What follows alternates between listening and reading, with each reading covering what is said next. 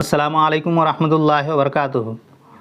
दोस्तों, हम सभी सहायक उर्दू अनुवादक के उम्मीदवार रिज़ल्ट को लेकर बेसब्री से इंतज़ार कर रहे हैं कि हम लोगों का रिज़ल्ट कब आएगा। बहुत सारी मेहनतें भी चल रही है कि हम लोग का जो रिज़ल्ट है वो जल्द से जल्द शाये हों, और जैसा कि उम्मीद है कि इस महीने के लास्ट तक हम लोगों का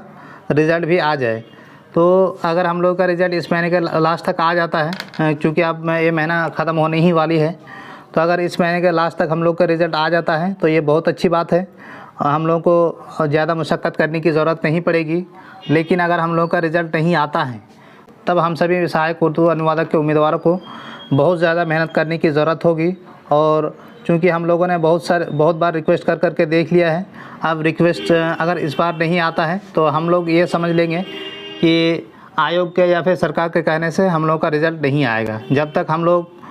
भूख हड़ताल पे नहीं बैठेंगे, सरकार को जब तक हम लोग जगाएंगे नहीं, तब तक हम लोग का ये जो रिज़ल्ट है ये नहीं आने वाला है। इसीलिए अगर हम लोगों का रिज़ल्ट नहीं आता है तो जो इसका दूसरा रास्ता है वो हमें इख्तियार करना पड़ेगा, और वो रास्ता है आपका धरना प्रदर्शन का है। तो इसके लिए हम सभी राज्य से उम्मीदवार हैं, उन सभी को इस तैयार रहना होगा, क्योंकि धरना प्रदर्शन में अगर आप ज़्यादा उम्मीदवार नहीं होंगे तो ये भी सफल नहीं होंगे, सरकार हम लोगों पर ध्यान नहीं देगी। आप लोगों ने एक चीज़ देखा होगा कि जो सबसे बड़ी बवाल चल रही है अभी नीट के पेपर को लेकर, इस एग्ज़ामिनेशन में बहुत सारी धांधली हुई है, लेकिन तो सरकार मानने के लिए बिल्कुल भी तैयार नहीं था, और सरकार सिरे से खारिज कर दे रहा था कि इस एग्ज़ामिनेशन में कोई भी धांधली नहीं हुई है। लेकिन जब नीट के स्टूडेंट ने प्रोटेस्ट किए तो तब जाकर बहुत सारे बातें खुलने लग गई है, और अब बातें ये खुल के आ रही है कि इस नीट में बहुत ज़्यादा धांधली हुई है। और जो बच्चे डिमांड कर रहे थे कि इस एग्ज़ामिनेशन को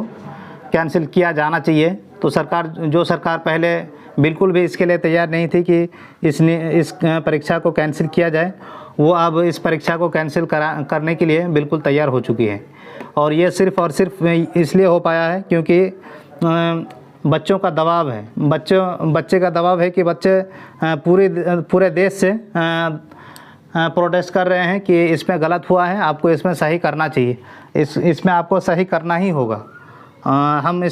इसको अब बर्दाश्त नहीं करेंगे। तो इसी तरह का कुछ हम लोग को भी करना पड़ेगा, क्योंकि हम लोगों के साथ भी अन्याय हो रहा है, क्योंकि ये वैकेंसी 5 साल से ये वैकेंसी चली आ रही है और अभी तक इसमें कोई भी फाइनल रिज़ल्ट अभी तक नहीं आया है। तो मैं आप सभी हजरात से दरख्वास्त करूँगा, अगर हम लोगों का रिज़ल्ट नहीं आता है 1-2 दिन में, तो हम सभी लोगों को एक प्लान के तहत धरना प्रदर्शन करने की ज़रूरत पड़ेगी पटना में। और उसके लिए आप सभी लोगों से मैं ये भी कहना चाहूँगा कि धरना प्रदर्शन ऐसे नहीं होता है, उसके लिए बहुत सारे प्लानिंग करनी होती है। ऐसा नहीं है कि हम गए और धरना प्रदर्शन स्टार्ट कर दिए, उसके लिए आपको परमिशन लेना होता है और लेटर वगैरह बनाना होता है। तो आप सभी लोग इस पर तैयार रहें, और जो भी आगे की रणनीति होगी और कब ये प्रोटेस्ट स्टार्ट होगा उसकी जो जानकारी है आप सभी लोगों को इसी चैनल के माध्यम से और टेलीग्राम ग्रुप के माध्यम से आप लोगों को बता दिया जाएगा। लेकिन आप सभी लोगों को आना होगा, और इसीलिए आप सभी लोग आपस में जो भी उम्मीदवार हैं आपके आसपास के, उन सभी को जगह जो नहीं जानते हैं उन तक ये वीडियो को ज़रूर फॉरवर्ड करें, ताकि उनको पता चल सके कि हम लोग को रिज़ल्ट के लिए क्या करना पड़ेगा। तो इसीलिए आप लोग अपने आसपास के उम्मीदवारों से बात करें और उनसे राय मशवरा करें, और उनको भी आप प्रोत्साहित करें कि किसी भी हाल में जो प्रोटेस्ट है उसके लिए हम लोगों को जाना ही पड़ेगा, क्योंकि प्रोटेस्ट के बिना हम लोगों का रिज़ल्ट जारी नहीं होने वाला है।